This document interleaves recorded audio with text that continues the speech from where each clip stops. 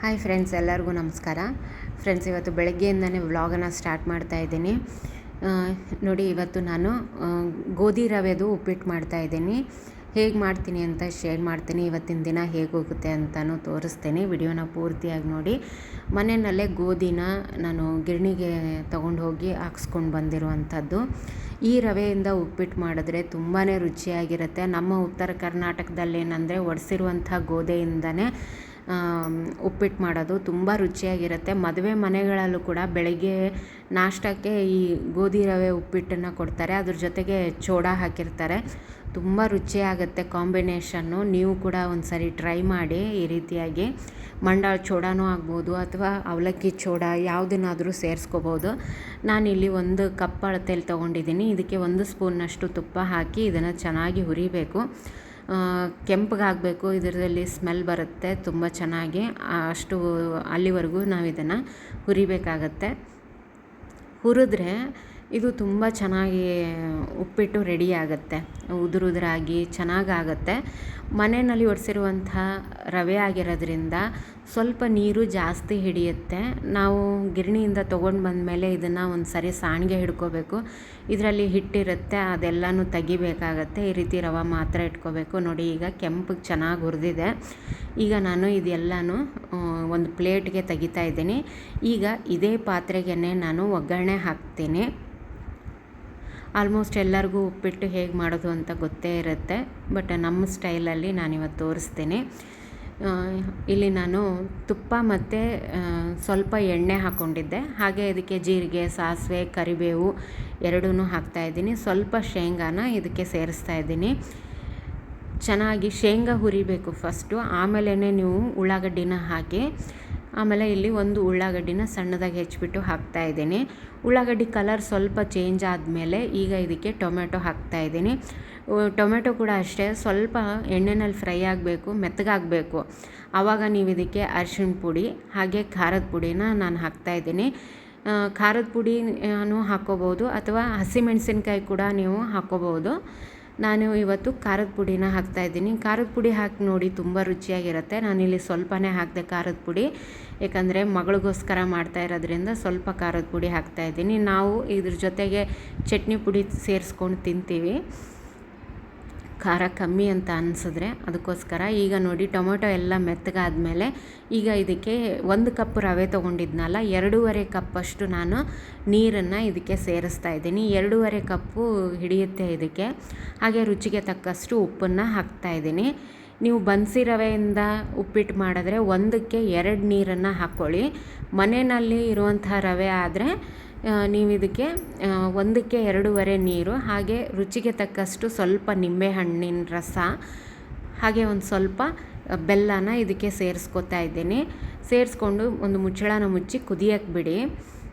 ನೀವು ಇದಕ್ಕೆ ಹುಣಸೆ ಹಣ್ಣಿನ ರಸ ಬೇಕಂದ್ರೂ ಅದನ್ನು ಕೂಡ ನೀವು ಹಾಕ್ಕೋಬೋದು. ಈಗ ನೋಡಿ, ಇದು ಚೆನ್ನಾಗಿ ಕುದ್ದಿದೆ. ಈಗ ಇದಕ್ಕೆ ಹುರಿದಿಟ್ಕೊಂಡಿರುವಂಥ ರವೆನ ನಾನು ಇದಕ್ಕೆ ಸೇರಿಸ್ತಾ ಇದ್ದೀನಿ.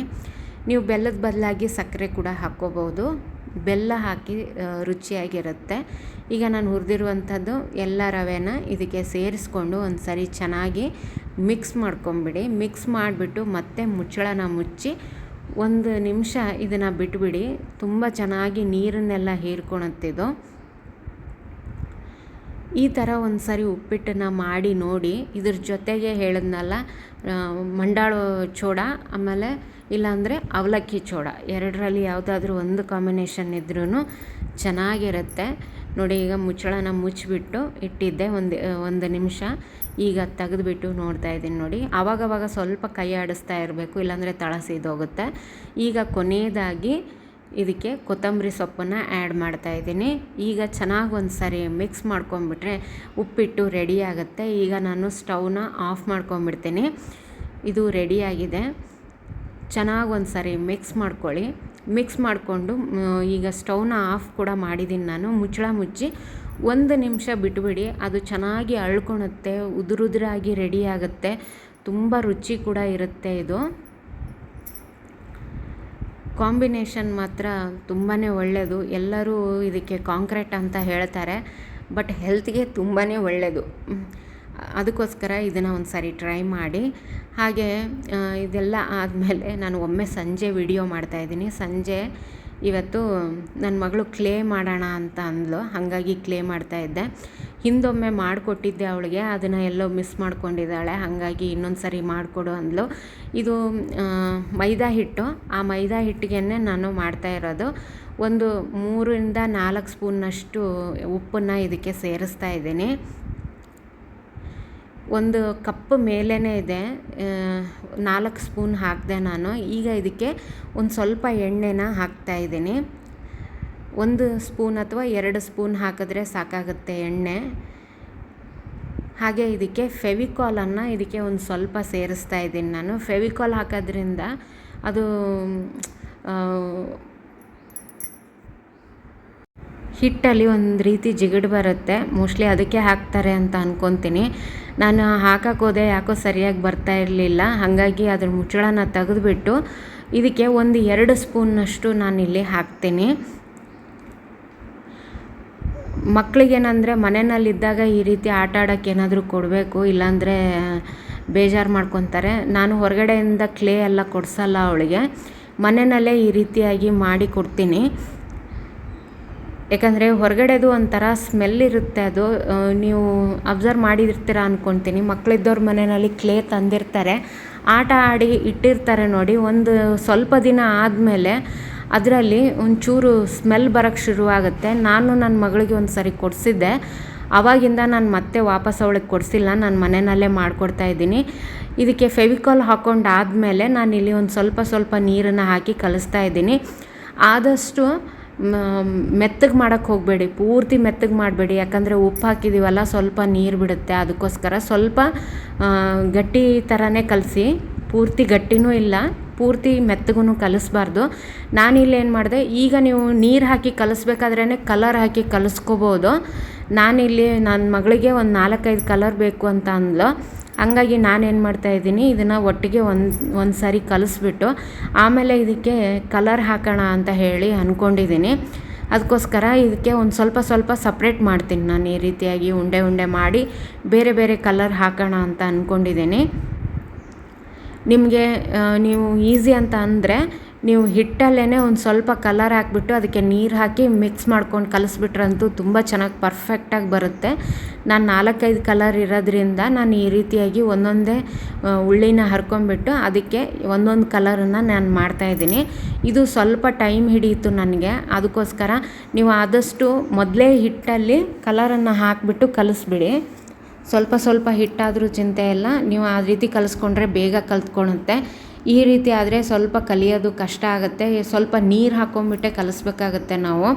ನಾನಿಲ್ಲಿ ನನ್ನ ಮಗಳಿಗೆ ಡ್ರಾಯಿಂಗ್ ಬುಕ್ಕಲ್ಲಿ ಕಿಟ್ ಬರುತ್ತೆ ನೋಡಿ, ಅದರಲ್ಲಿ ಈ ಥರ ಕಲರ್ ಬಾಕ್ಸ್ ಕೊಟ್ಟಿದ್ದರು, ಅದರಿಂದನೇ ನಾನು ಕಲರನ್ನು ತೆಗೆದುಬಿಟ್ಟು ಇದಕ್ಕೆ ಹಾಕ್ತಾಯಿದ್ದೀನಿ. ಸ್ವಲ್ಪ ದಿನ ಆಡಿಬಿಟ್ಟು ಎಸೆಯೋದಲ್ಲ ಅಂತ ಹೇಳಿ. ನಿಮಗೆ ನ್ಯಾಚುರಲ್ ಕಲರ್ ಬೇಕು ಅನ್ನೋದಾದರೆ ನೀವೇನು ಮಾಡಬೇಕು, ಶಂಖಪುಷ್ಪ ನೀವು ಬಳಸಿದ್ರೆ ಅದರಲ್ಲಿ ಬ್ಲೂ ಕಲರ್ ಸಿಗುತ್ತೆ ನಿಮಗೆ, ಅಥವಾ ಪರ್ಪಲ್ ಕಲರ್ ಆಗುತ್ತೆ ಅದು ಹಿಟ್ಟಿಗೆ ಹಾಕಿದ್ಮೇಲೆ. ಇನ್ನು ರೆಡ್ ಕಲರ್ ಬೇಕು ಅಂದರೆ ದಾಸವಾಳ, ಆಮೇಲೆ ಬಸಳೆ ಸೊಪ್ಪಿನ ಬೀಜ ಹಾಕಿದ್ರೆ ಅದು ಒಂಥರ ನೇರಳೆ ಕಲರ್ ಬರುತ್ತೆ. ಆಮೇಲೆ ಎಲೆಗಳನ್ನ ರುಬ್ಬಿಟ್ಟು ಅದರ ರಸ ತೆಗೆದ್ರೆ ಗ್ರೀನ್ ಕಲರ್ ಬರುತ್ತೆ. ಈ ರೀತಿಯಾಗಿ ನೀವು ನ್ಯಾಚುರಲ್ ಕಲರ್ಸ್ ಕೂಡ ನೀವು ಮಾಡ್ಕೋಬೋದು. ನಾನು ಬಣ್ಣ ಹೋದ ಸರಿ ಹೋಳಿ ಹಬ್ಬದಲ್ಲಿ ಬಣ್ಣ ಮಾಡಿ ತೋರಿಸಿದ್ದೀನಿ, ಆ ಥರನೇ ನೀವು ಇದಕ್ಕೆ ಆ್ಯಡ್ ಮಾಡ್ಕೋಬೋದು. ನೋಡಿ ನಾನು ಒಂದು 4 ಕಲರ್ ಮಾಡಿದೆ, ಅವಳಿಗೆ ಕೊಡ್ತೀನಿ ಈಗ. ಈ ಕ್ಲೇನಲ್ಲಿ ಏನಂದರೆ ತುಂಬ ಚೆನ್ನಾಗಿ ಮಕ್ಕಳು ಆಟ ಆಡ್ತಾರೆ, ಅವ್ರದ್ದೊಂದು ಇಮ್ಯಾಜಿನೇಷನ್ ಇರುತ್ತೆ ನೋಡಿ, ಅದು ಕೂಡ ಹೊರಗಡೆ ಬರುತ್ತೆ. ನಾವು ಕೂಡ ಒಂದು ಸ್ವಲ್ಪ ಟೈಮ್ ಸ್ಪೆಂಡ್ ಮಾಡ್ದಂಗೆ ಆಗುತ್ತೆ ಮಕ್ಕಳ ಜೊತೆಗೆ. ನಾನು ಆದಷ್ಟು ನನ್ನ ಮಗಳ ಜೊತೆಗೆ ಟೈಮ್ ಸ್ಪೆಂಡ್ ಮಾಡೋಕ್ಕೆ ಟ್ರೈ ಮಾಡ್ತೀನಿ. ನನಗೂ ಕೂಡ ಸ್ವಲ್ಪ ಕೆಲಸ ಮಾಡಿ ಸಾಕಾಗಿರುತ್ತೆ, ಅವಳ ಜೊತೆಗಿದ್ದರೆ ಸ್ವಲ್ಪ ನಮ್ಮ ಮೆಂಟಲಿ ನಾವು ಕೂಡ ಹೆಲ್ದಿ ಆಗ್ತೀವಿ ಅನ್ನೋದು ನನ್ನ ಒಂದು ಅಭಿಪ್ರಾಯ ಅಷ್ಟೇ. ಅವಳಿಗೆ ನಾನು ಎಲ್ಲ ಕಟ್ ಮಾಡಿ ತೋರಿಸ್ತಾ ಇದ್ದೆ.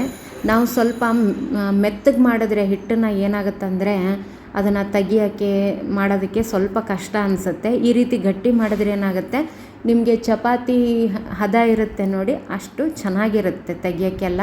ಈ ರೀತಿ ಕಟ್ಟರ್ ಇದ್ದರೆ ಕಟ್ಟರಲ್ಲಿ ನೀವು ಈ ರೀತಿಯಾಗಿ ಕಟ್ ಮಾಡಿ ತೆಗಿಬೋದು. ಇಲ್ಲಾಂದರೆ ನೀವೇ ಶೇಪನ್ನು ಮಾಡಬೇಕು ಅಂದರೂ ಕೂಡ ನಿಮಗೆ ಆದಷ್ಟು ಸ್ವಲ್ಪ ಗಟ್ಟಿನೇ ಇರಬೇಕು. ತುಂಬ ಮೆತ್ತಗಿದ್ದರೆ ನಿಮಗೆ ಶೇಪನ್ನು ತೆಗಿಯೋಕ್ಕಾಗಲ್ಲ. ಅದಕ್ಕೋಸ್ಕರ ನಾನು ಅವಳ ಜೊತೆಗೆ ಒಂದು 4 ಮಾಡಿಬಿಟ್ಟು ಅವಳಿಗೆ ತೋರಿಸ್ದೆ ನಾನು. ಅವಳಿಗೆ ಭಾಳ ಖುಷಿ ಆಯಿತು. ಯಾಕಂದರೆ ತುಂಬ ದಿನದಿಂದ ಅಂತ ಇದ್ಲು ಅವಳು, ನನಗೆ ಕ್ಲೇ ಮಾಡಿಕೊಡು ಅಂತ ಹೇಳಿ. ಯಾಕಂದರೆ ನಾನು ಈಗ ಒಂದೆರಡು ಸರಿ ಮಾಡಿಕೊಟ್ಟಿದ್ದೆ ಅವಳಿಗೆ. ಅದಕ್ಕೋಸ್ಕರ ಅವಳು ಕೇಳ್ತಾ ಇದ್ಲು. ನೋಡಿ ಚೆನ್ನಾಗಿ ಬರುತ್ತೆ ಈ ರೀತಿ ಮಾಡಿದ್ರೆ. ಶೇಪ್ ಇದ್ದರೆ ಶೇಪು. ಏನು ಚಿಕ್ಕವಳಿದ್ದಾಳೆ ಅವಳು, ಈ ರೀತಿ ಕಟ್ಟೆಲ್ಲ ಮಾಡೋದಕ್ಕೆ ಅವಳಿಗೆ ಬರಲ್ಲ. ಸುಮ್ಮನೆ ಈ ರೀತಿ ಶೇಪೆಲ್ಲ ಮಾಡ್ತಾಳೆ, ಹಾವು ಮಾಡ್ತಾಳೆ, ಫ್ಲವರ್ ಮಾಡ್ತಾಳೆ ಅವಳು. ಅದನ್ನ ಅವಳಿಗೆ ಒಂದು ಟೈಮ್ ಪಾಸು. ಈ ರೀತಿ ಇದ್ದರೆ ಅವಳು ಮೊಬೈಲ್ ಬೇಡಲ್ಲ, ಟಿ ವಿ ಬೇಡಲ್ಲ ಈ ರೀತಿ ಇದ್ದರೆ. ಹಾಗಾಗಿ ನಾನು ಅವಳಿಗೆ ಇದನ್ನು ಅಭ್ಯಾಸ ಮಾಡಿಸಿದ್ದೀನಿ ಒಂದು ಸ್ವಲ್ಪ. ಆಮೇಲೆ ಮಣ್ಣಲ್ಲೂ ಕೂಡ ಅವಳು ಆಟ ಆಡ್ತಾಳೆ. ನೋಡಿ ಈಗ ಅವಳು, ನಾನು ಹೇಳ್ಕೊಡ್ತಾ ಇದ್ದೆ, ನೀ ಬಿಡು ನಾನೆಲ್ಲ ಮಾಡ್ತೀನಿ ಅಂತ ಹೇಳ್ತಾ ಇದ್ಲು. ಕೈ ತೆಗಿಸ್ತಾ ಇದ್ದಾಳೆ ಅವಳು. ನೋಡಿ ಈಗ ತೆಗಿತಾಳೆ.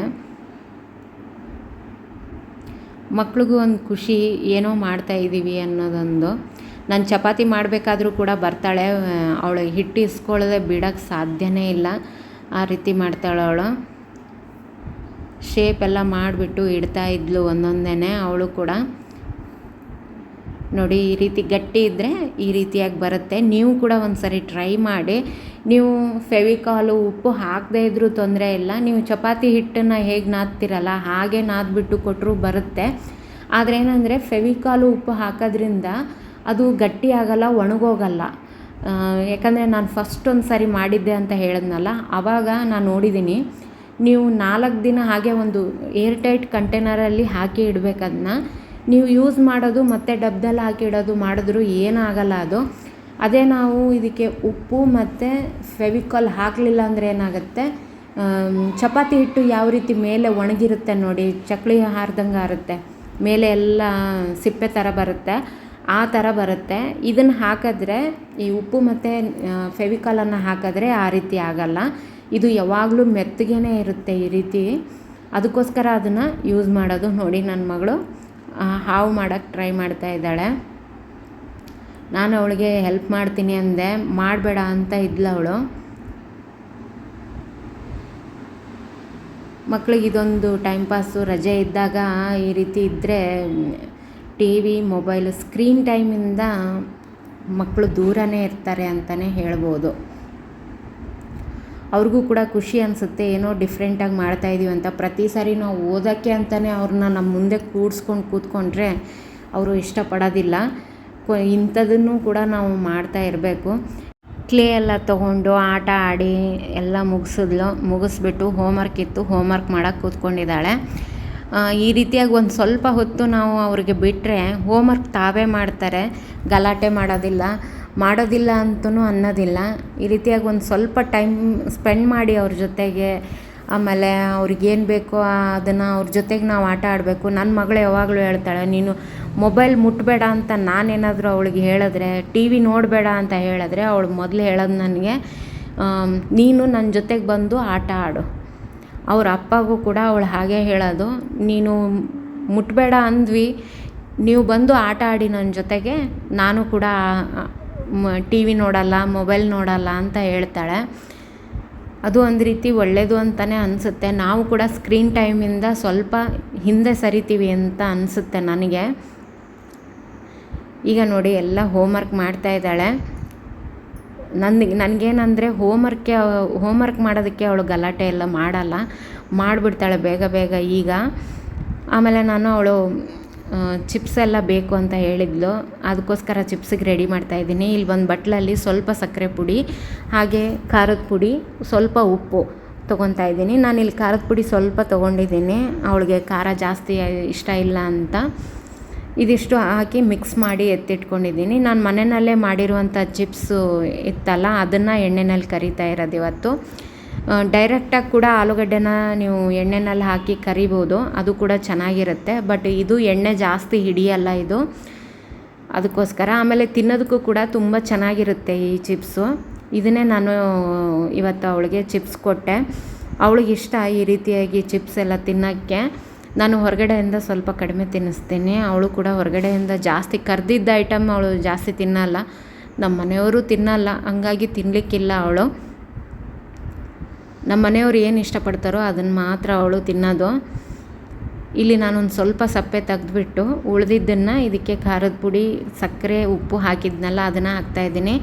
ಅವಳು ಇದರಲ್ಲಿ ಮಿಕ್ಸ್ ಮಾಡ್ತೀನಿ ನಾನು. ಆಮೇಲೆ ಅವಳಿಗೆ ಖಾರ ಇಷ್ಟ ಆಗಲಿಲ್ಲ ಅಂದರೆ ಸಪ್ಪೆ ತಿಂತಾಳೆ ನೋಡಿ. ಈಗ ಇದಿಷ್ಟು ಹಾಕಿಬಿಟ್ಟು ಚೆನ್ನಾಗಿ ಒಂದು ಸರಿ ಮಿಕ್ಸ್ ಮಾಡಿಬಿಟ್ಟು ಕೊಟ್ಟರೆ ಮಕ್ಕಳು ತುಂಬಾ ಇಷ್ಟಪಟ್ಟು ತಿಂತಾರೆ. ಈಗ ಅವಳು ತಿಂದಾದಮೇಲೆ ನಾವು ಮತ್ತೆ ಹೊರಗಡೆ ಹೋಗ್ತಾ ಇದ್ದೀವಿ. ಇಲ್ಲಿಗೆ ನಾನು ಈ ವಿಡಿಯೋನ ಮುಗಿಸ್ತಾ ಇದ್ದೀನಿ. ಈ ವಿಡಿಯೋ ಇಷ್ಟ ಆದರೆ ಲೈಕ್ ಮಾಡಿ ಫ್ರೆಂಡ್ಸ್. Thank you.